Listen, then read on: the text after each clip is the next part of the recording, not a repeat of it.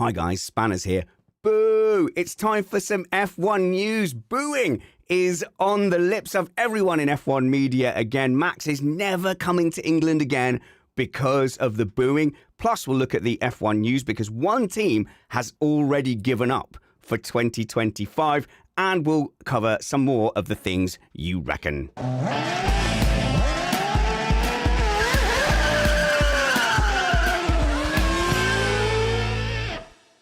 Now, I don't have my regular co-host, so we don't have Matt Trumpets, the F1 co-host. So I have borrowed the co-hosts from the two other Missed Apex Motorsports shows. So Christina's co-host over on the Missed Apex Formula E podcast is joining us. It's Chris Stevens. Hello, Chris.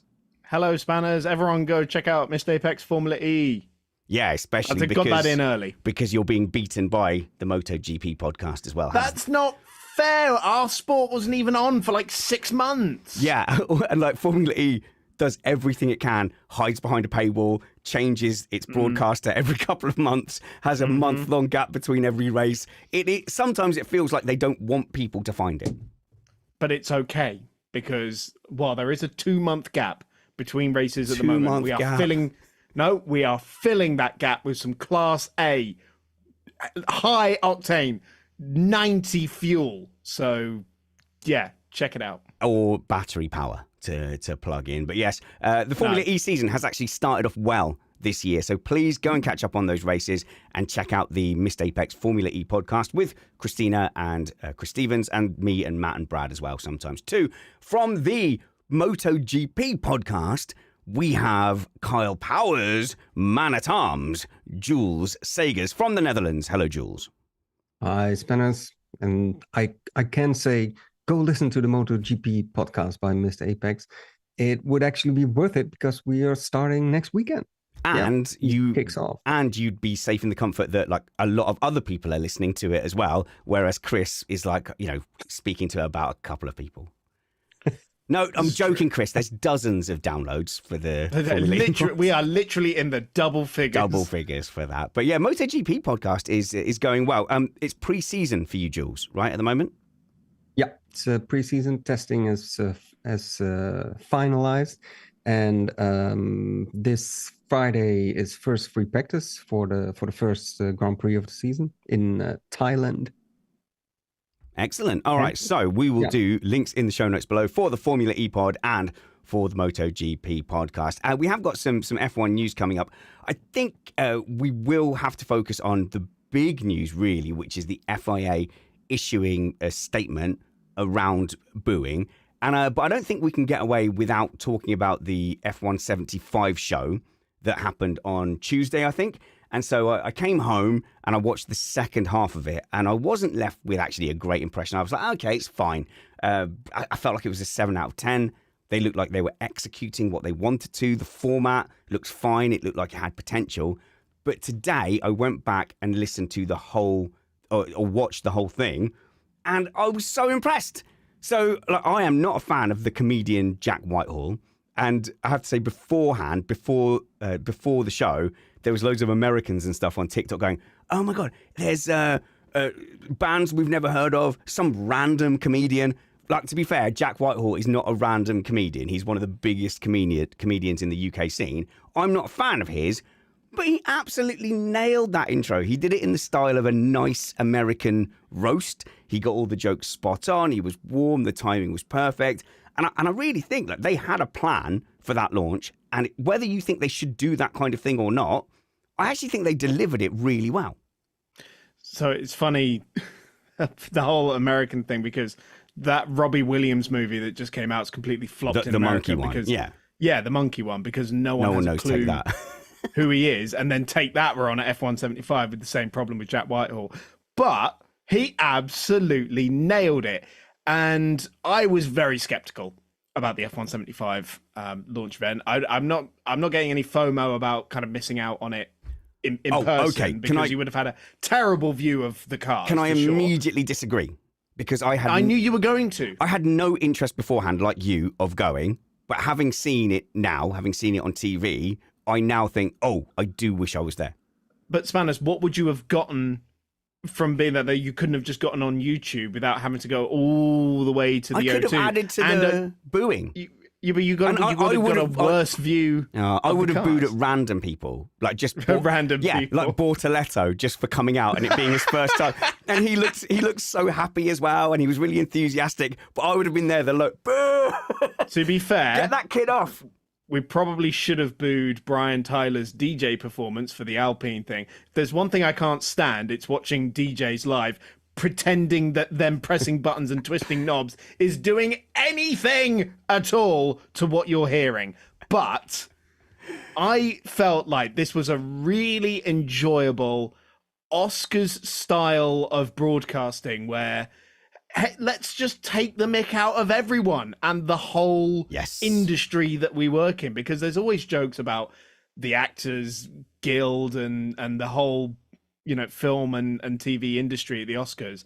And here we were cracking jokes about, no one pays their taxes. Everyone here is massively overpaid.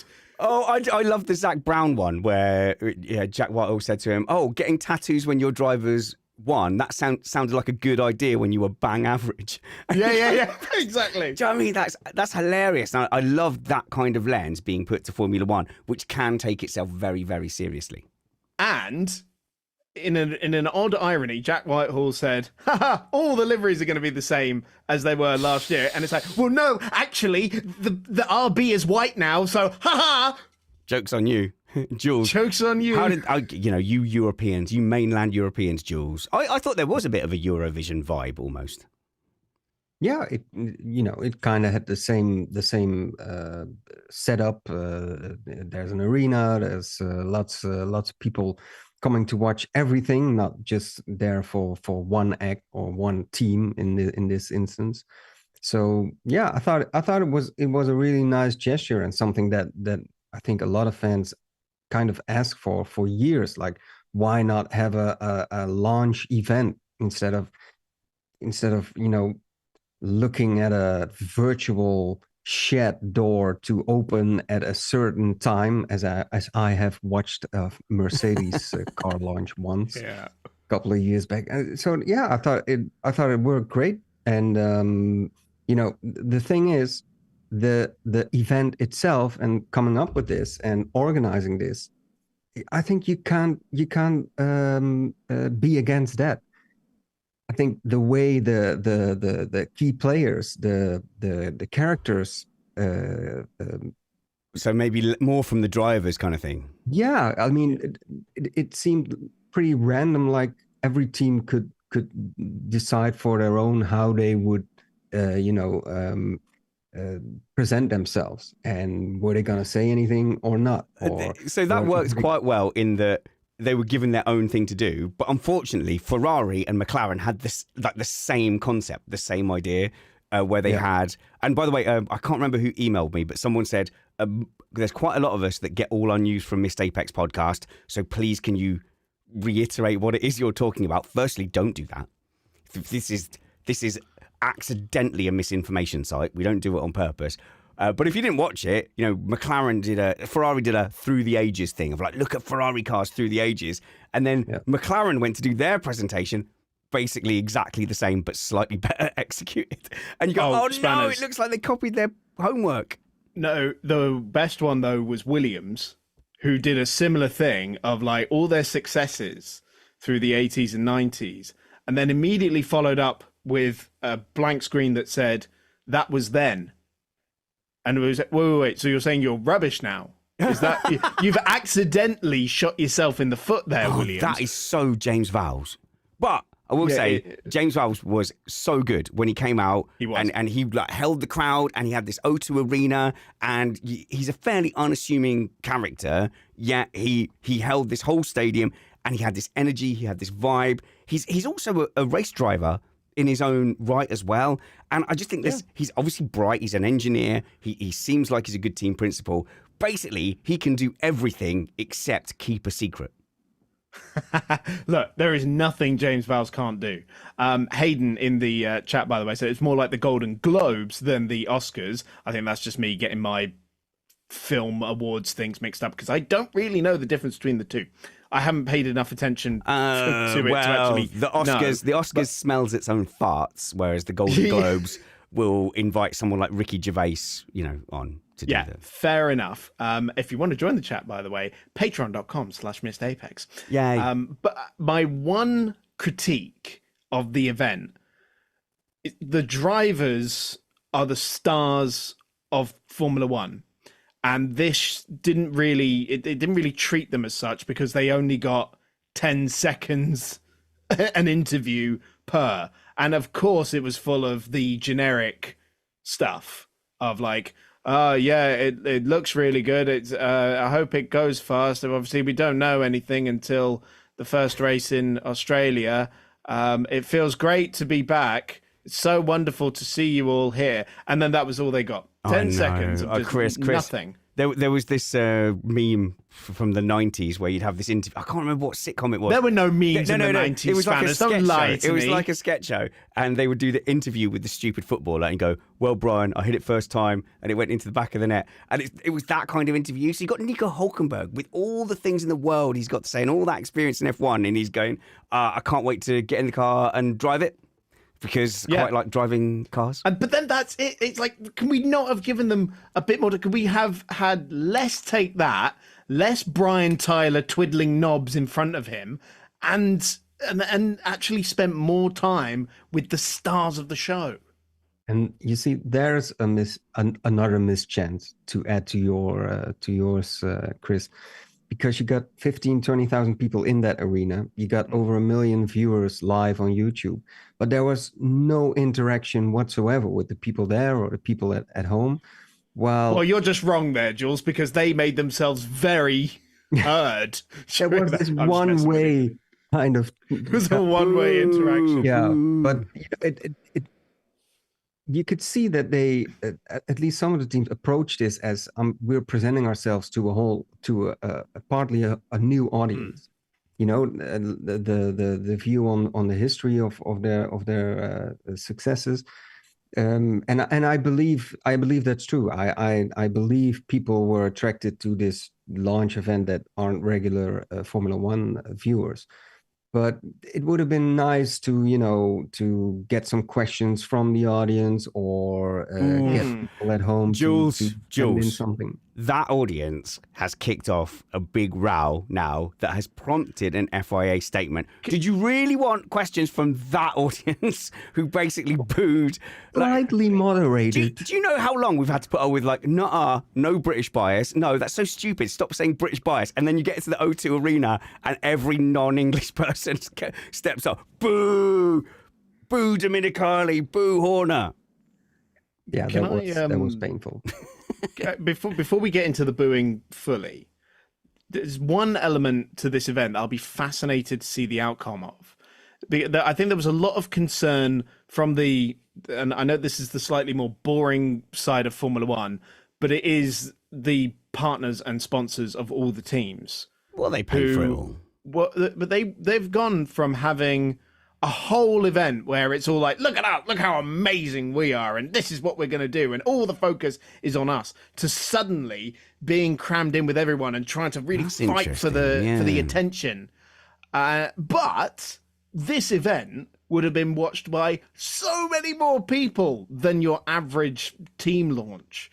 So I'm really fascinated to see what the response is going to be on the more sort of commercial side from partners of the teams specifically, not just Formula One. Chris, quiz. Who is the title sponsor of Williams? Go. Atlassian. Nice. Ferrari. HP. Ooh, Sauber. Steak. That's easy. Okay, Mercedes. Petronas. McLaren. They don't have one. They are the only team without it. I mean, I could rattle off one of the 127 sponsors they do have on the car. Toro Rosso or Vika. What are they now? Visa. Well, they're still racing Visa? balls now. No. No. They're telling people, forget Visa Cash App, call us Racing Balls. Right. So, and are Visa Cash App happy with that or not? But the problem, no one ever called it Visa Cash App. They all just called it VCARB or RB anyway. And there was just this whole identity crisis. Ironically, in the whole getting rid of the AlphaTauri and what was the old one? Toro Rosso Minardi. Yeah. In their hunt to gain an identity, they ended up just confusing people even more. And they're like, oh no, we still have an identity crisis.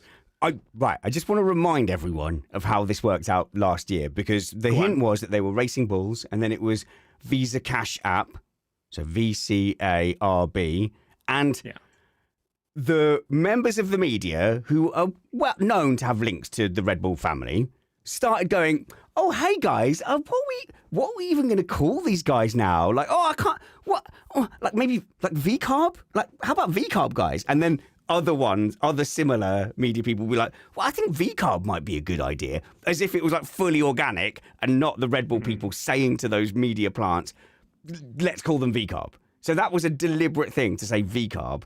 And it was so weird because as a sponsor, you go, yeah, we're Visa Cash App RB, right? And then the media, independent of the Red Bull family, start choosing to call them VCARB, and you must go, betrayal. That is a bigger betrayal than Alex Van Gien agreeing a pact with me at South Coast Karting at the weekend and then cutting me off at turn 1. Look at my TikTok, Missed Apex on TikTok. I understand commercially why you want to get the names in there, but at the same time, we don't sit here and go, oh yes, the Mercedes AMG Petronas Formula 1 team. Yes, I do it every time. Yeah, of course. Every single time. Is that an HP printer you've got in the background there, Span? Well, it is, yeah, because even without magenta, HP can print great blue and white logos on demand. Oh, ruined liveries! The Ferrari livery. Like, why do I care about the Ferrari livery being ruined by that HP logo? I think it's not the fact, like, you could have just the white circle with HP on it, and see, I'm not a liveries guy, but the fact that they were like, no, we must have a big white space for our HP logo to go on, and that feels like a sponsor demand as well, and it's just torn the heart out of that livery. I don't even think the white space is what ruins it. It's the blue element of it. If they use the white or black version of their livery, which is, the reason you come up with different versions of your logo is to help with sponsorship, basically. And so that, I could have it on a white piece of paper, or I could have it painted on that black wall over there, should I need to. Well, when I saw that Ferrari livery, do you know what I said? I said, boo, la la. boo. I started booing. So let's talk about the booing. All right.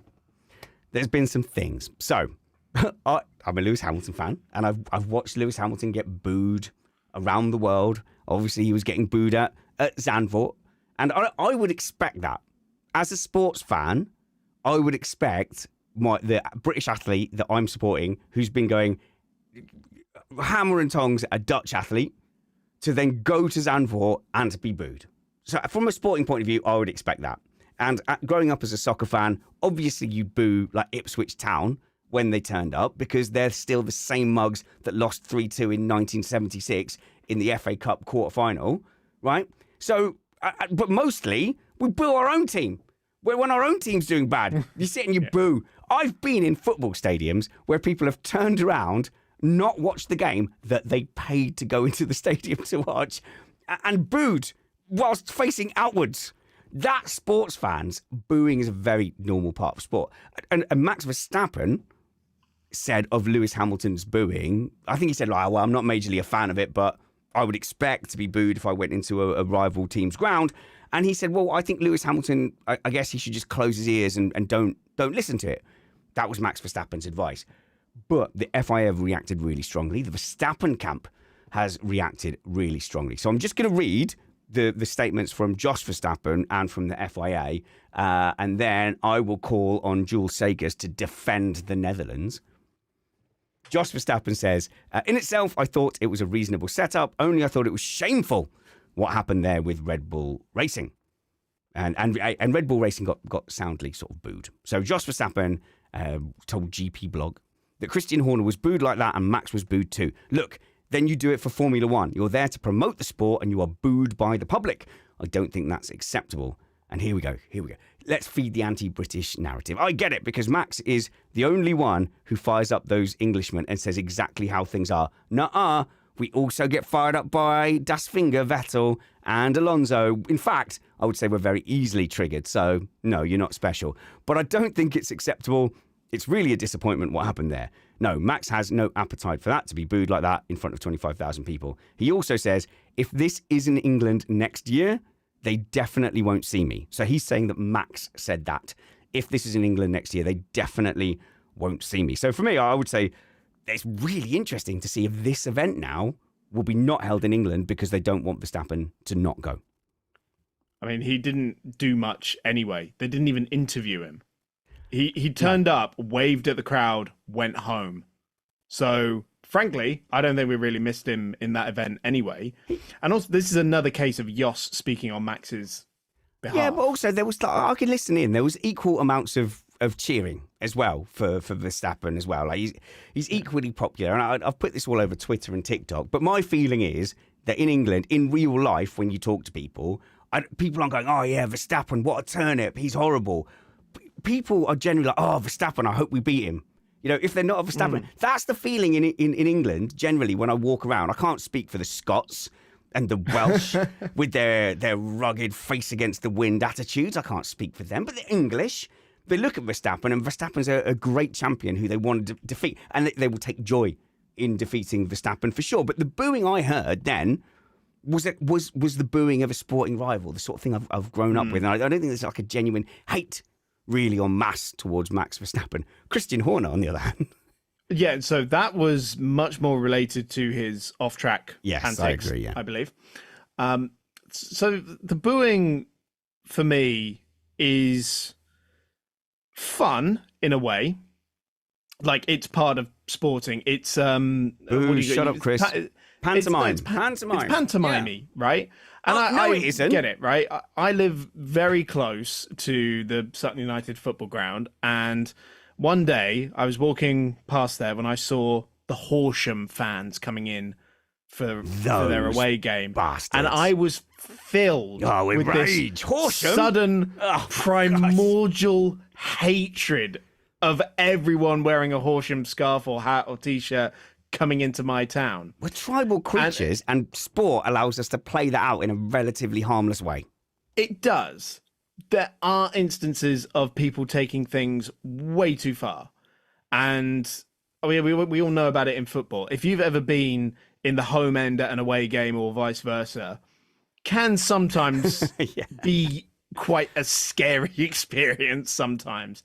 And obviously with the huge increase in popularity of Formula One and the introduction of new fan bases, and definitely with social media being the echo chamber that it is, the tribes do sort of form online. This is becoming a growing reality of being a Formula One fan. But one of the things that's always been very appealing about Formula One is that you can sit in the grandstand at most circuits with a Williams shirt on, be surrounded by Ferrari fans, Mercedes fans, Red Bull fans, Sauber fans, and it doesn't matter. Both of the Stake Sauber fans. Yeah, all two of them that are there, right? But it doesn't matter who you're supporting. You can have a good time. Whereas Jules, as a PSV Eindhoven fan, you couldn't sit in the Ajax end, could you? Oh, no, definitely not. No. But the thing is, I actually applaud that people speak up to this booing, and I don't want to be more. I don't want to pretend like I'm an angel, but I want footage of you at a PSV Eindhoven match, Jules. No, but the thing, the fact that we have this in other sports, it doesn't mean that we should want this in Formula One. And the fact that this has kind of entered the scene in the last couple of years doesn't mean we can't speak up to this. And that it's Jos Verstappen who speaks up to this, or it's the Red Bull camp who doesn't like it. That's a different aspect to this. And you could say a lot about it. And I think everybody should recognize that they are one of the parties who are at the core or the seed of this type of behavior. But let's not go there, because that doesn't solve anything. But I think it's good to speak up to this. should you then threaten with we're not coming next year? That doesn't help either. Jules, the thing is, had he not said, well, just close your eyes and don't listen to it about Lewis Hamilton getting booze, I'd be more sympathetic, because now it's like, well, just don't listen to it. Don't threaten to not come. I will say, it can't be nice. So maybe when the boos were at Lewis Hamilton, Verstappen felt like, just suck it up. It's just don't listen to it. Just get on with your day. But when it's you in front of 25,000 people, I will say the same thing happens as a content creator. So I get like a lot of really weird online abuse. And most people, including me before I was subject to it, people always say to me, I'll just ignore it. Just ignore it. It's very different when it's you on the receiving end. You don't know how you're going to react. And maybe it was just a bit more of a real thing when you're not even in work mode, you're not even in race mode, and suddenly there's an arena all around you booing you. I have extreme sympathy for Verstappen, just Verstappen, over that. Sorry, Jules, you were finishing a point. I beg your pardon. Well, see, I think it should be addressed. I think you should try and keep this out of the sport. Because we in the world we live in right now, we already have enough of people getting online abuse and stuff. And getting this tribalist or partisan things when whether it's politics or so we have enough of this. So all the things that I said were fine. Just yeah, but it's just that it has to come from this corner of the Formula One field makes it, and why only now, while we've had thank you, for Jules. a couple of years, and we've had, I think, a lot worse than just some booze. And I think we had examples of Formula One fans at tracks not being able to sit amongst each other, and we heard nothing then.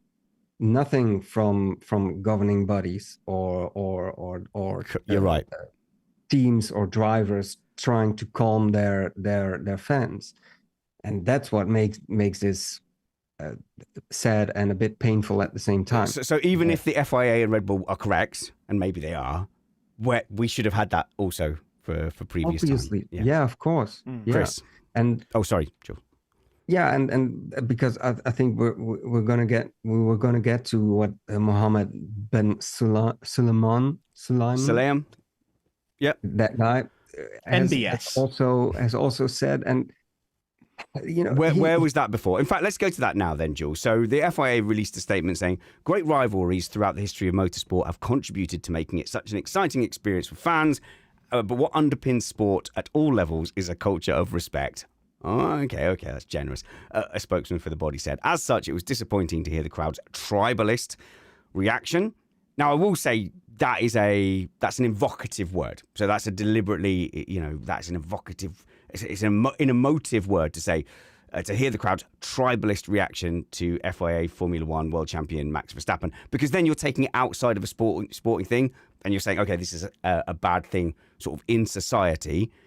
And his Red Bull team, team principal and CEO Christian Horner, Max and Christian have both contributed to the sport we love.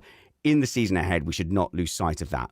The reason I want to sort of push back against the tribalist thing is people are also in a sport where they pay a lot of money to watch it on TV and pay a lot to watch it, to go there in person and travel to. I think you're allowed to voice your opinion.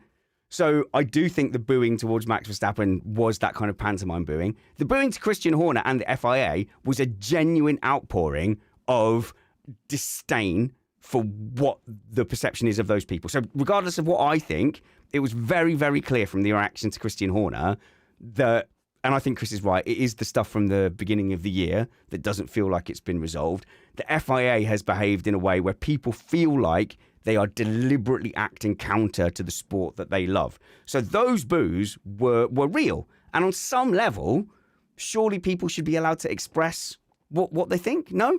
Chris? I on the FIA thing, the booing, in my opinion, is very much targeted at one individual. One very specific individual. Because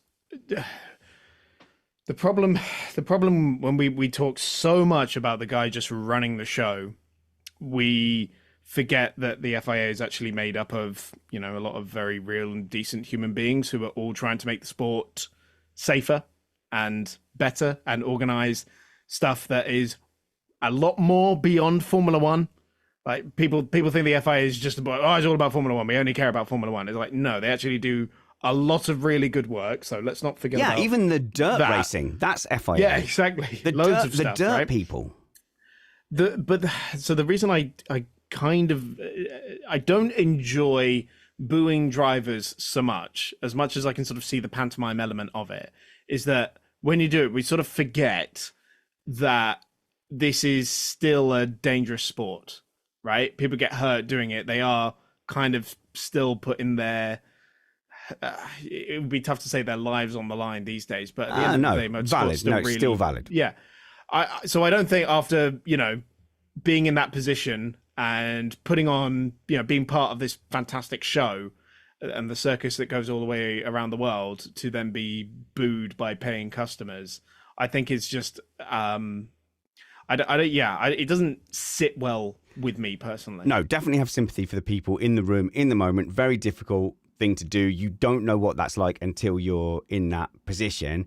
I hope that when Lewis Hamilton is getting booed inevitably at a track, we're going to have the same energy, Zandvoort. Right? Yeah, well, it will be Zandvoort. So this time it's not going to be, well, they just shouldn't listen to it or close their ears. I think he'll say, this is wrong. I know what that's like a little bit. And as tough as I thought I was on that subject, it affected me emotionally, and that's okay. If you're Max Verstappen and you're upset by that booing, that's valid. You're allowed to be upset by that, and you're allowed to change your mind. So you're allowed to say, I was upset by that, and I don't want Lewis to be upset by that. But when Lewis gets his first Monza podium in red, then different story, right? That place is going to erupt.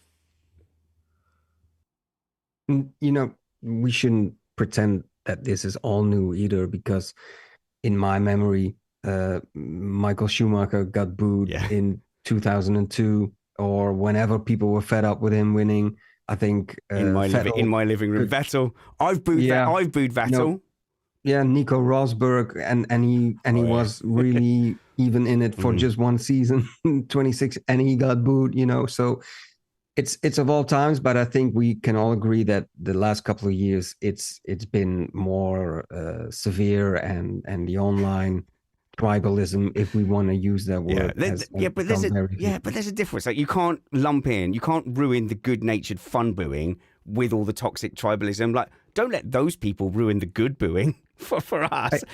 And let's not forget the fanatic Spanish fans at Barcelona who could be very vocal to a certain rider. All I will say is that if Sebastian Vettel was to rescue my children from a burning building, I would probably be booing where he was doing it, and I would shake his hand afterwards, say, "Oh, I really enjoyed your B Hotel. I think you're a really great advocate for the environment, and I love a lot of the stuff you're doing towards the end of your career and post racing." And then I would just continue booing him as he walked off.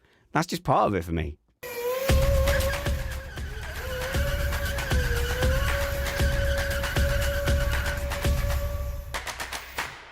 So, Mohammed Ben Sulayem, maybe he's right twice in 1 week. He said we should all have respect and be nice to each other. That's good. I'm glad. I agree with those kind of things. I think we should be nice to each other because, people say life's short, but that's until you have kids, and then it drags on. But, broadly speaking, life's short. We should all try and get along. The other thing he said is bring back V10s. So, Jules, bring back V10s? Yeah. You said, Jules, in the windmill at the back? We have V10 powered windmills here. So, of course. Would there be a Formula One fan who would be opposed to it? I don't think so. Apart from maybe people fearing for their hearing, but it's amazing. I mean, the other day I saw that video. The famous video of Fernando Alonso riding his Renault over the Abu Dhabi circuit, And while Hamilton was being interviewed, and in the background, you hear the screaming of the V10 demo run, and he'd be like, "Oh, those were the days," something like that. Yeah, I'd love it, but I fear this is nothing sincere that he says about That's the thing. It's the motivation behind the comment. So is he right for the wrong reasons? Yeah, I mean, if there's one thing, I guess pretty much 90% of all Formula One fans agree on, it's like, yeah, let's bring back louder engines, not these electric sounds. So he knows he messed up big time last season with all kinds of stuff. And he just thinks, I'm just going to throw in some populist thing and they will love me again. Populist. You've hit the nail on the head. So I think there's a couple of things here. Yes, for a popularity drive, that is a populist thing to say. So let's find that kind of rah, kind of, it's just common sense in it. So I accidentally agree with him. I think the motivation is wrong. I think the motivation is partly that populist, I'll just say something that people will rally behind. But I also think part of it is, I think there's a general push to say, well, we should go away from the hybrid engines and therefore EVs in the general market is good. And there's this kind of, is not good, sorry. And there's this kind of disconnect where you go, okay, if we're going to have non-hybrid engines in motorsport, we're moving away from this relentless march, an inevitable march towards EV. Sorry, that demographic of politics. But we are going to end up, in EVs.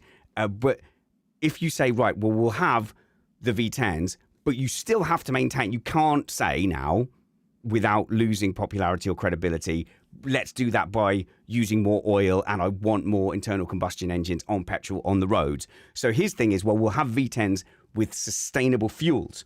And then sustainable fuels is, in my opinion, it's unrealistic for mass transit. But if you say, well, let's keep up this sustainable fuel market, that leaves the door open to keep ICE engines, internal combustion engines, to go, well, let's keep this petrol engines, but we'll run them off sustainable fuels as much as we can.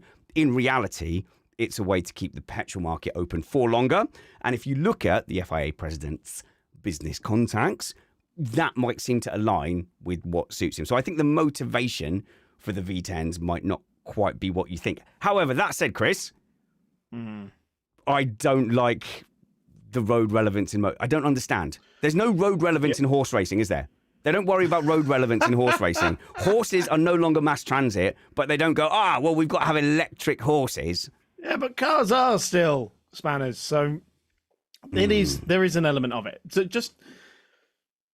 I think anything that comes out from MBS for the next 10 months needs to be taken with a pinch of salt, because we need to for 10 months, because at the end of this year is the vote for the new FIA president.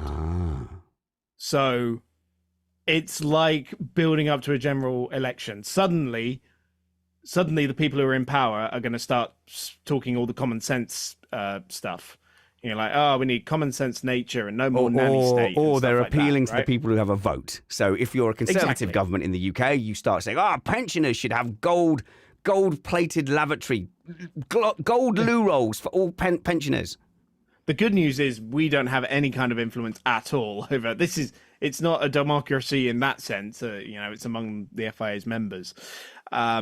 So obviously saying a popular statement like that's been spouted for the last 11 years, basically since hybrid was introduced, is obviously going to win him some popularity and maybe undo some of the damage that's been done in the last 5 or 6 months with all the negative headlines about the FIA.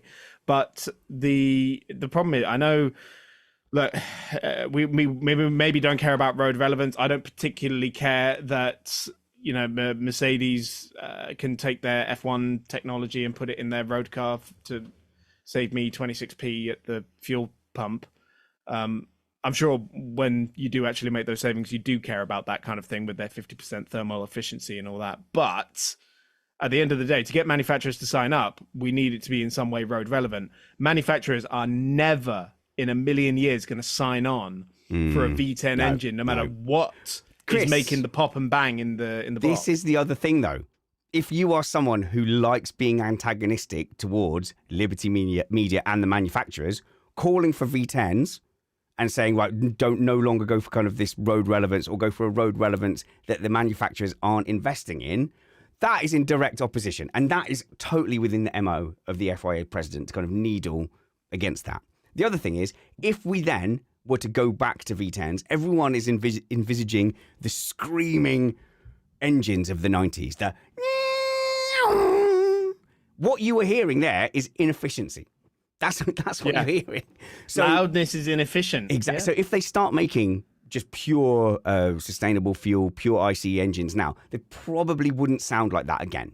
They probably would have more efficient I think sound. People just don't necessarily enjoy the sound of the V6, and I get it because there is something to the pitch of an engine, a racing engine that but makes it's not it a pure seem V6. faster on TV. It's not a V6 though, is it? It's a V6 with battery power. Yeah, but what you're hearing is the V6 though. You're not hearing the. Occasionally, you can hear the turbo whistle. Well, yeah, but you're hearing a V6 that's having to pull like a 2.5 ton of F1 car with the help of I don't know, 980 kilos. Yeah. We accuracy is not like a thing I subscribe to. So, what I will say, if you want to go to a sporting event and listen to something that appeals to both manufacturers and fans. At Le Mans this year, you can listen to hybrid V6s, you can listen to hybrid V8s, you can listen to a naturally aspirated V12 now, and that's just in the top class of Le Mans, where they're managing to combine great sounding cars and hybrid road relevant technology in a way with an open engine formula that is appealing to manufacturers regardless of how they want to go and do it.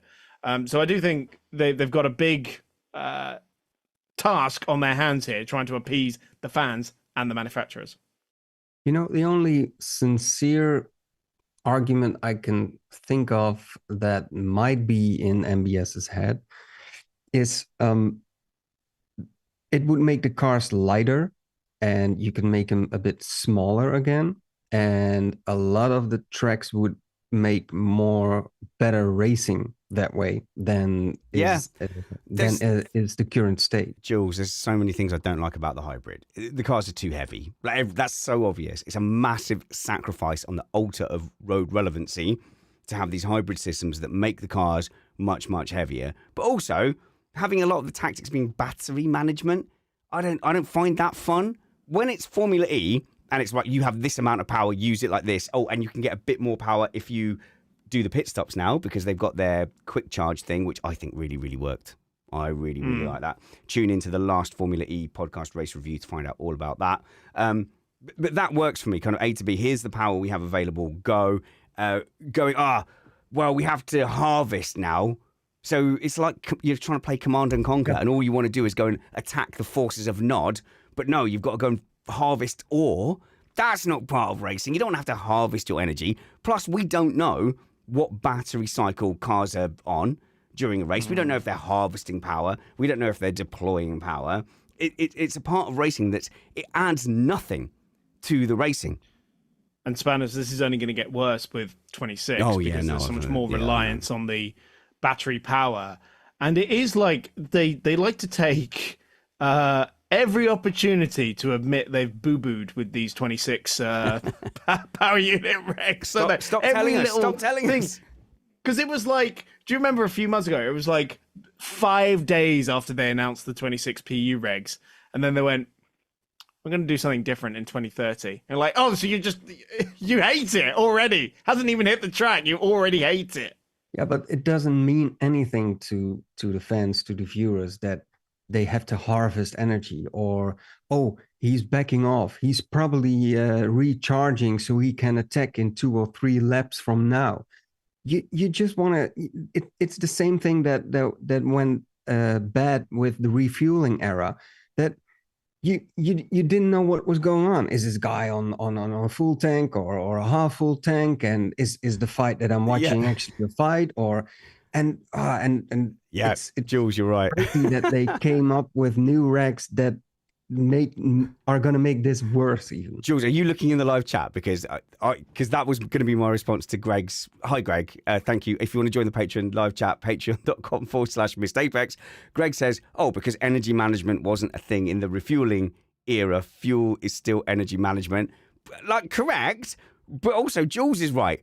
The refueling era of Formula One was terrible in exactly the same way. I'm talking about the battery management where you can't see it and you don't know what's happening.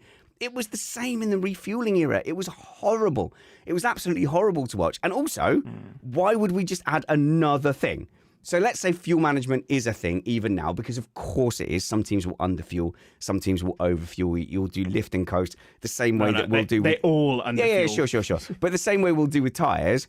But then that doesn't mean, in that case, let's add another thing, which is even more behind the cloak and which is even more unnecessary. Because then, well, let's add 10 more things then. Let's have all the drivers having to hold 7 lollipops while they're driving. And they have to have at least 3 by the time they get to the end of the race. Like, why are we adding unnecessary things? Fuel is completely necessary to racing. You need a certain amount of energy that you can convert to speed and power. You don't have to add in that element of, also, we're going to reduce the amount of fuel you have and we're going to add in this extra battery management. It adds nothing to the sport. It is purely a manufacturer requirement for road relevance. And also on the road relevance front as well, is that, Formula One cars have got bigger and heavier, just like the road cars. Because now, have you noticed, road cars now, if they're a hybrid or... Have you been to America this year? Have you been to America lately? No, but they're the size of buses now, and it's so hard to park on my street now. American cars are crazy. It's like everyone is driving around in a minibus. Yeah. Yeah. But their roads are bigger, though. This is the thing. My road is very tiny, and it narrows at the top as well. And it's somehow, as well, one of my neighbours has got a hybrid car. Yet it is the noisiest thing when he's trying to park it. All I can hear when he comes home from work, from him trying to reverse into this spot, and it makes no sense to me. And he's driving a I pulled bus. the fader. I pulled the fader down quick enough.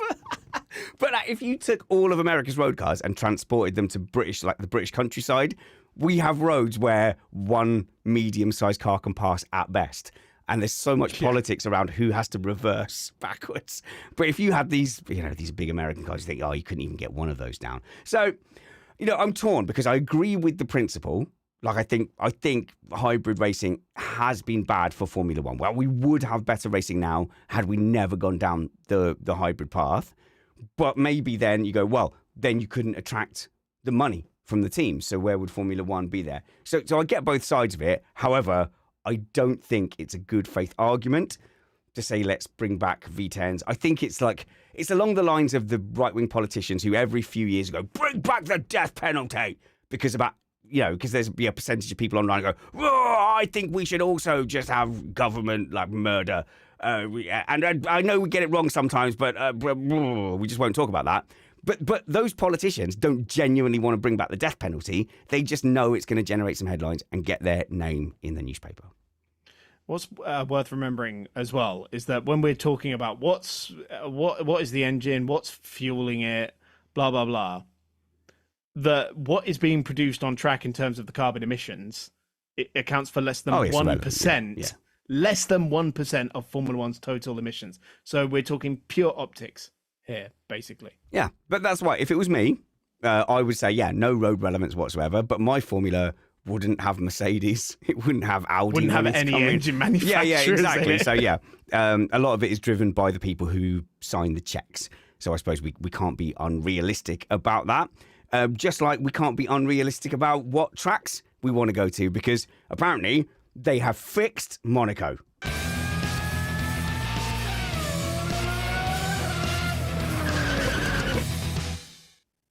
They fixed the Monaco Grand Prix, guys.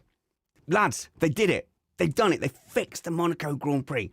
Instead of one pit stop. Wait till we get there. Instead of one pit stop where it doesn't really make a difference, because even if you put on the new harder tyre, everyone ahead of you, it still has loads of rubber left on the faster, softer tyre, so they can just respond to that pretty easily because no one's pushing and there's no tyre wear. You're going to have 2 stops where you can't undercut anyone and the overcut also doesn't work. So this is really trying, Chris. It's not going to make any difference. I don't understand. There are a lot of really clever people in the room making these decisions, and they come up with a solution like this. Yeah, we should say the solution. No I don't think I said what the solution is that the FIA have now said they will have more than one mandatory pit stop. Well, no, they are looking into. Oh, I thought it had been decided. No. It's not. They are doing it. That is one of the potential options because they want to make the Monaco Grand Prix more exciting. So, move it to when we, second pit stop, which can only serve to minimize the delta in tire age. Basically, when we know that you need a bigger delta in tire age to make any kind of overtake. Chris, that's a great point. Have a sniff of it. It's a great point. So basically now tire wear is even if tire wasn't an issue before, it's now even less of an issue. Even less of an issue.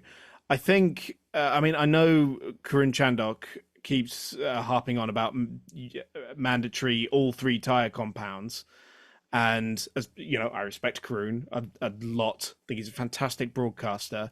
But I do not agree with that idea at all. And I think the race we had in Qatar a couple of years ago, where we had a maximum length on the stints because of the curbing and the concerns about tires going pop, proved that was not an interesting race. Yeah, just to say though, because it meant that they had, this is what everyone dreams of when they say no wear on tires. They had to push the maximum every stint because there was no chance that they were going to degrade the tires, so they didn't have to tire save. And as a result, every driver was absolutely hanging out of his own backside by the end of the race.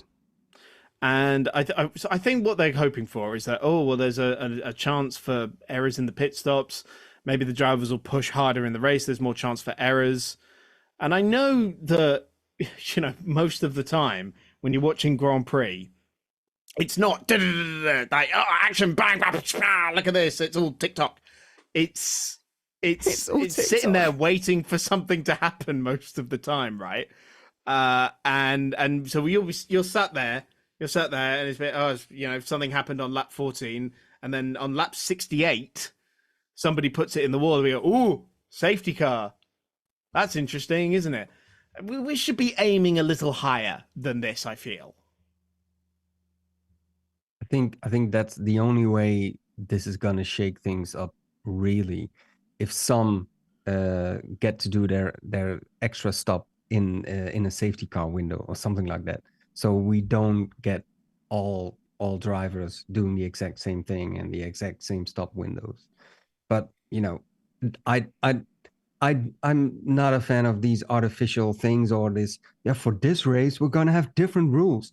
It's just, it messes with my belief in this sport and my how I experience this sport. It's like it's being toyed with, and I don't like it. But if you're gonna do something, why didn't they put the sprinkler idea onto Monaco instead of that would be better? Jules, you've hit the nail on the head there, because even with 2 stops, the most it can do is change the order.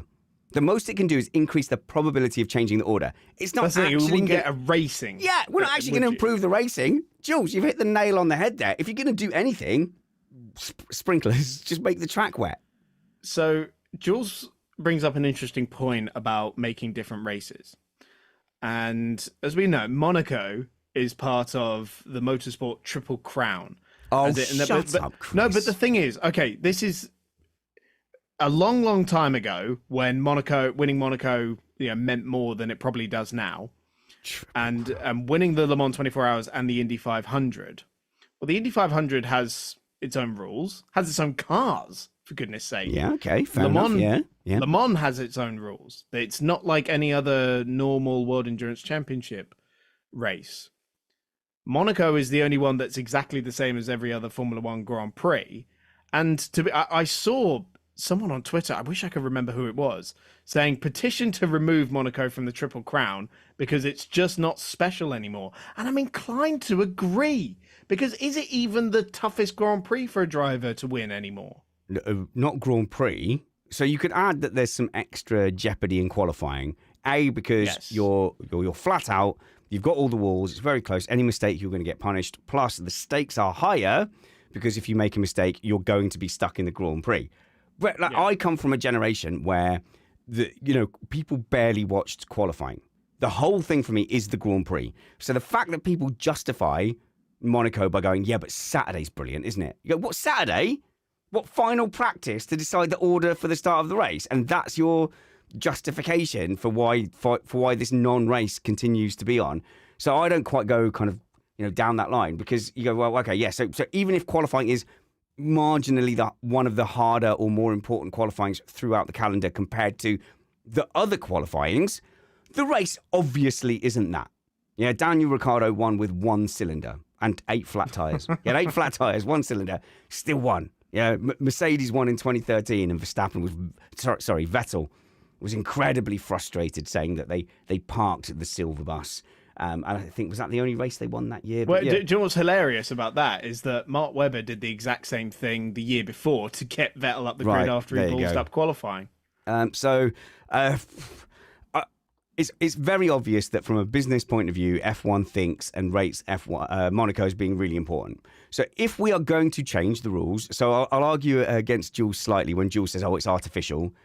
To be fair, sitting in a little machine driven by 4 wheels and exploding dead dinosaurs to go as fast as you can around a town, that is artificial. So everything we do in Formula One is artificial. But I know what he's saying is, why is Monaco getting this special thing to make the competition different around Monaco? If we can do it there, can we do it at Singapore as well? Because Singapore is an awful Grand Prix. No, I think they fixed it now Really? by rejigging the track. I think Singapore's decent Did now. you watch last year's Singapore Grand Prix, Chris? No, I probably didn't actually. Oh, actually, no. No, do you know, I missed it. Did you? Right. Okay, I missed it because I was commentating somewhere. So it was one of those races I didn't bother catching up on. Your punishment for being wrong is that you should go back and watch the Singapore Grand Prix. But the year before was brilliant. Oh, this year was not. This year was... No, okay, fine. Not every year is going to be a banger on every track. The year before was great. Chris, this year, it was a 3-week break, but then the Singapore Grand Prix basically made it into a 4-week break without any racing. That's a shame, It was that bad. It was the worst Grand Prix of the year. I was going to say, just based on your, the artificial thing, I mean, having one mandatory pit stop's kind of artificial, really, isn't it? It's a rule you've put in there. Hariclea in the live chat says, what hurts is the gymnastics to make Monaco interesting. Well, we're losing Spa in just a few years. Sucks. Yeah, that hurts. That stings. really sucks, putting Spa on a rotation. All right, then. Okay, good. I think that's enough about Monaco. We'll see if it works, I guess. It won't. I think the most it can do is change the order. So if they have a second stop where the leader has something go wrong, has a Daniel Ricciardo moment where the tyres aren't ready, and then the lead changes, they'll go, oh, see, that second stop made it great. But actually nothing happened. The only thing that can save Monaco is rain, but not too much rain. So the only thing that can save Monaco is a little rain, not enough to delay the start, because we had that a few years ago, and then a really hot day, so it also dries up, and then a bit more rain. That's the only thing that can really save the Monaco Grand Prix at the moment. But Jules is right. If we're going to have extra special rules for Monaco, why not have sprinklers? Why is this idea being treated with more credibility than Bernie Ecclestone's idea to have sprinklers that occasionally make a track? Have fan vote to when they are going to be turned on. Fan vote, like Formula E.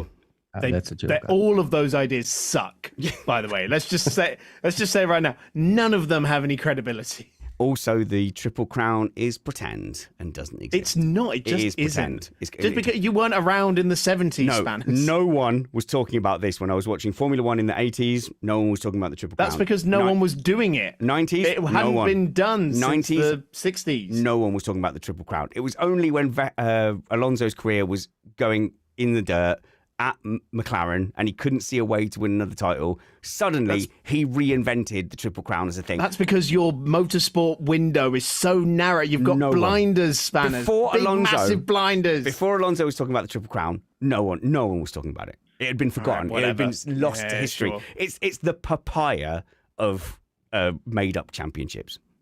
It's not. I gotta step in for Chris here or back him up because I remember in the 90s even I knew about it, and I think when Montoya entered Formula One that there was talk of him going for that because he was a bit crazy and all that. So yeah, it's a thing. It's a thing. It might not be worth that much, but on the other hand, I mean, how long has it been since anyone has gotten their holds on a triple crown? It's actually only been done once by just Graham Hill. Oh God, why don't I remember this? Oh, I think it's Graham Hill. Oh, yeah. hang on. So it's such an amazing thing that neither of you can name who's won it. No, I'm poor. Well done, lads. You've got to Google it, have you? Wow. Shut up. Imagine a major sporting achievement that you have to Google who the only winner ever was. Well, that's just how mystical. Yeah, it was Graham Hill. It was Graham Hill. So you two idiots who are advocating for it didn't know, and only me, who's anti, was the one who knew. Unreal. I think that proves more than anything that you think it should be a thing. I can see how that could backfire on myself. Let's move on.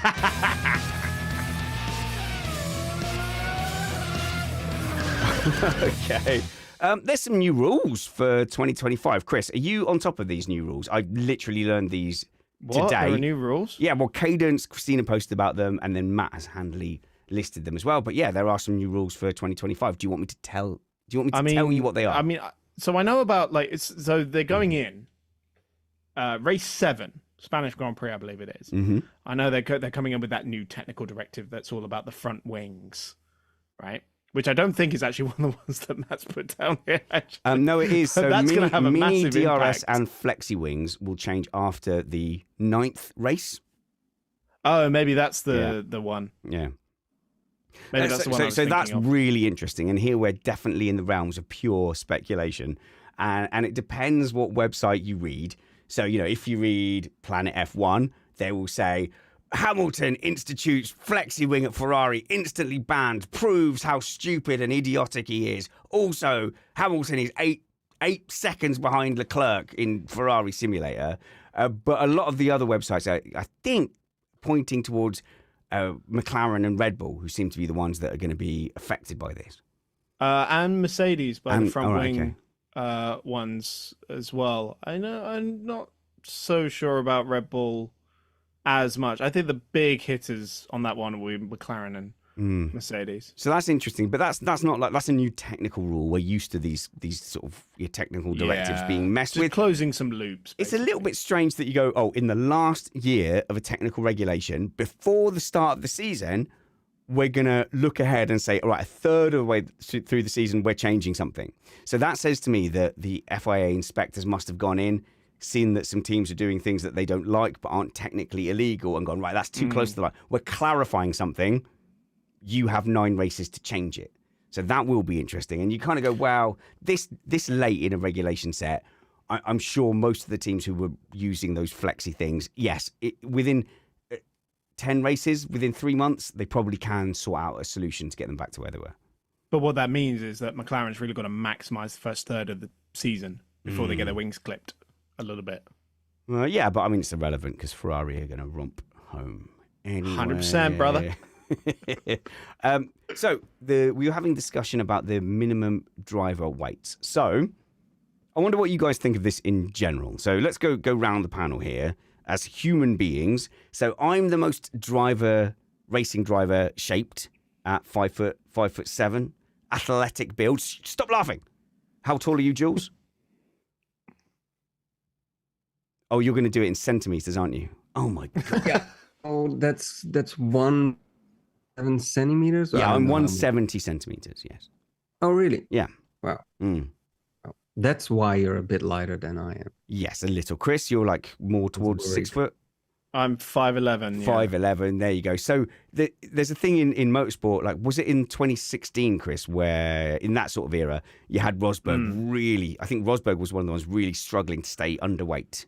I don't remember Rosberg talking about it so much. It was more Hulkenberg was the big issue because he's like 12'9" and was like having to starve himself basically to try and meet the weight. His jaw alone is 18 kilograms.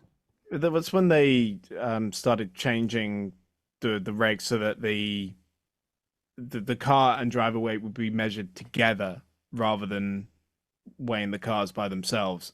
And so then suddenly it was like, well, you're either adding 85 kilos to this car or 75 kilos to this car, depending on who's driving it.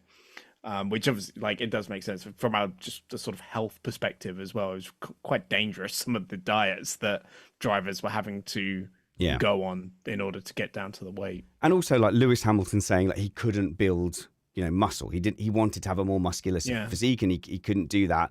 So you go, okay, as much as I hate tall people, and I relish the fact when they walk through a doorway and they go, oh, God, I didn't realize the door was so low. I'm like, ha ha, stupid long idiot.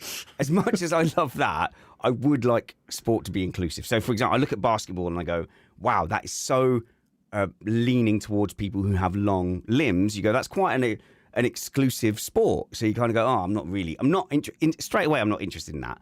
And so like jockeying as a sport, you go, well, you've got to be really in the bottom percentile of body weight to be a male jockey. So you go, okay, well, as a pursuit, you're then going, well, that sport is really limited on who can do that from a physical point of view. And karting is a little bit like that as well. So when we go on karting days, Brad set the heavyweight category at the South Coast Karting event we just did. South Coast Karting, great venue down in Bournemouth. You should go and check it out. And check out some of my TikToks, /Missed Apex F1 to see some of the action from that. But he set his limit at 80 kilograms, which upset a lot of people. So it upset Alex. Whereas for me, it's like, oh, I was able to fight my way down and in kit be 82 kilograms. But that's at 5'7". So here we go. So the minimum driver weight, I think, for a driver in gear plus their seat is 82 kilograms. So the race gear generally is about 5 kilograms with your helmet and the hands device and your race suit. And this really surprised me. Brad said the race seat is 1 kilogram. The whole carbon fiber race seat is 1 kilogram. That is incredible. Yeah. Spanner, I've held bits of like F1 bodywork, and they hand it to you, and you expect to sort of go like your hands to drop and go, oh God. No, but yeah, you're just like, it's like I'm holding a feather. Yeah. It's a miracle material, carbon fiber spanner. So at 5'7", I was fighting to get down to being 83 kilograms, I think, holding all my kit. And you go, wow, that's fair enough. I'm a fat middle-aged man. But, human beings, human adult men are generally over 82 kilograms. So what we're looking at is young men who are, and women, but I'm specific, who don't need to feel down. Yeah, exactly. Well, women are generally lighter, so I'm not including them in this particular argument here. But yeah, for a young adult male athlete who is over 5'9", it's going to be very difficult for you, I think. You're going to have to do relatively unhealthy or things outside of what you would normally want to do to adhere to that weight. It's not as bad as it used to be, Chris. However, I don't want racing to be in a kind of jockey position or the reverse of basketball. So as much as I would like opposite basketball and for tall people to be excluded from racing, like it would be better if everyone could just compete in all forms of racing, and it doesn't matter if you're 5'5" or 6 foot. Yeah, I mean, I don't know, is this up or down from last year though? Jules knows things. Yeah, it's gone up. I think 2 kilos. Yeah. Okay. Yep. And that's significant. That's not significant for the likes of you and me, because that's one night on the beer and kebabs. But for an athlete who's tracking it very carefully, that extra 2 kilograms, so an extra 4 pounds, will probably be very, very welcome. That's but 0.3 of a second. Yeah, but on the other hand, like guys like Yuki Tsunoda, they are never gonna weigh 80 or 82 kilograms on their own, so they get ballast put onto their car to reach the minimum weight. But that's in some ways still intrinsically an advantage, because ballast you can place strategically. Whereas if you don't necessarily control the weight, you can have it in places you don't want it, such as higher up in the car, so the car has a higher center of gravity. When you're coming in under the weight, you can put the ballast wherever you want. So I have like body proportions where I've got quite short arms, It's really annoying. It means I can't pay for my round in the pub very often because my pockets are quite deep. So I've got short arms. Yeah, that's the reason. Yeah, I've got short arms and deep pockets. But when it comes to go-karting, you want your weight to be forward for a bit of oversteer, and you want it to be back for a little bit of understeer. We'll get Brad to tell us who's right or wrong. Final thing on that is the fastest lap point is going, Jules. Do you care? Not one bit. No, I thought it was... What I disliked the most about it, that there was always a guy like in the last or penultimate lap to go in for softs and then get that point. Like it didn't mean anything. It was just a toy to play with for the drivers, so to say. So it lost all its meaning, I think, because it was handled in this way. It wasn't about who was the actual fastest or agreed. Yeah. And then what I disliked about it the most, but that's why I have a problem with a team like V-Carb or whatever we're going to call them anyway, is that Red Bull would utilize them to nick away the fastest lap point from one of their rivals. So good riddance. And also, it's like the replays. You know how they now do a bunch of start replays? That was brought in because, nothing less stuff used to happen at the beginning of the Grand Prix, and we had less information to understand what was happening with the racing and the tyre management. Also, I think the fastest lap was, Grand Prix tend to die in terms of excitement towards the end of the race. We have to do something to shake that up. Let's bring in the fastest lap. And I think they're now realizing, like, actually, the Grand Prix racing has got a lot better. The tyre management and the tyre strategies mean you have enough of an offset generally that you might have people coming through the field or chasing someone, but you don't need this now artificial thing of going, right, someone is going to wait for a gap. And it's the luck of the draw as well, isn't it? Who happens to have a 25-second gap to pit? Now, when they originally were thinking about that fastest lap point, were they thinking about people doing a late pit stop for fresh tyres, or was that something that came afterwards, like an unintended consequence? So they said, we imagine everyone's going to be going around at the end of the Grand Prix, and now instead of tyre saving or being sensible, they're going to go for a fastest lap. They weren't envisaging, I don't think, people going, I'll actually get fresh tyres and go for it. No, I think it was what you just said. Like it would stimulate the drivers up front to go as fast as they can instead of pacing themselves to the finish line. And I don't think anybody's gonna miss that, is it? No one's gonna miss it at all. No. I hope they do. Genuinely, I can't think of anything I care less about in Formula One than the fastest lap. Sorry, Chris, it's just content. I'm just reading down Matt's list, okay? Just reading down Matt's list. No, I'm not saying it's a bad discussion point. I'm saying it's a bad rule. I'm glad we're getting rid of it. I think they did a lot of things to try and patch F1. And so you've still got lingering things like DRS, which again, DRS is making up for the lack of racing and overtaking. So they might be able to get rid of that at some point. But there was a point where they went, we've got a formula which is lining up the cars in the order from fastest to least fast. And then we send them on their way with massive amounts of aero where they can't follow even if they do have more pace. And we're surprised that it created a formula where the cars got away at the front and then got increasingly slower as you went to the back and got a procession. And then they brought in a bunch of stopgap things to make the racing more exciting. And then the difference we've had in the last few years is that qualifying pace is now no longer necessarily indicative of race pace. So you watch qualifying, that doesn't tell you who's going to win the race. You have no idea from qualifying who's going to have the race pace. And actually the races are quite exciting. So you don't need 18 replays at the front. You don't really need DRS everywhere if you can be adaptable, and you don't need the fastest lap point. So, Spanners, DRS is a sticking plaster, right? Yeah. So we're getting rid of that next year with the new chassis regulations. Oh, yeah, of course. So this is the last year of DRS, guys. Enjoy it while it lasts. And instead of having a sticking plaster on the rear wing, we're now going to a sticking plaster for the dumpster fire power unit regulations, because the chassis had to be detailed around, oh my god, how are we going to stop cars from like decelerating at the end of straights? I know, let's do active aero, and that's going to be instead of DRS, we're going to have active aero and a push to pass button instead. So instead of having a small sticking plaster, we've got a giant sticking plaster on the issue now. Excellent. Thank you so much for your company, guys. And look, now you see how lucky I am to have Matt as a co-host.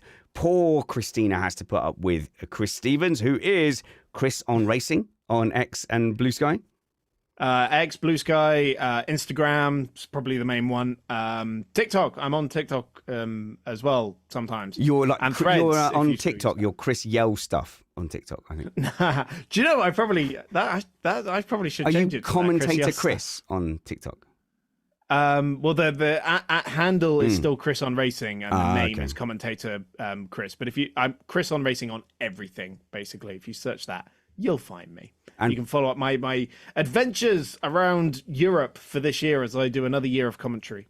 Excellent. Good luck for the upcoming season, Chris. We'll see you soon. And poor Kyle Power has to put up with Dutch DEI hire, Jules Seegers. Jules, where can we find you in social media?